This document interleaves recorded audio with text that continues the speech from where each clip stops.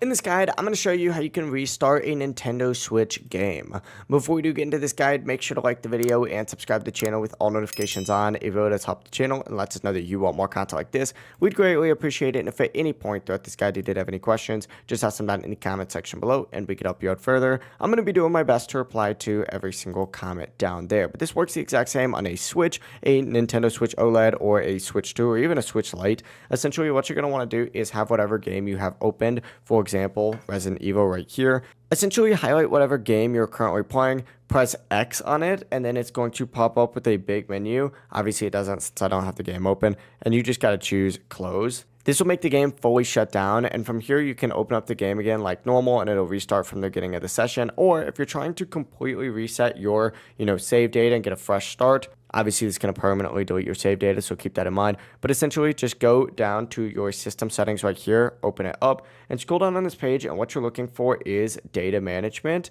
Go ahead and scroll over a little bit and find the delete save data option, open it up, find whatever game you're trying to do this on, for example Resident Evil. Select this and then go ahead and hit delete save data for, and then of course your profile. Confirm the selection, and once deleted, the next time you open up the game, it's going to start as if you've never played it before. It really is as simple as that. If you guys did have any questions, just ask them down in the comment section below and we can help you out further. I'm going to be doing my best to reply to every single comment down there. Before we do leave this guide though, make sure to like the video and subscribe to the channel with all notifications on. It really does help us out and lets us know that you want more content like this. We'd greatly appreciate it. Have a great rest of your day though.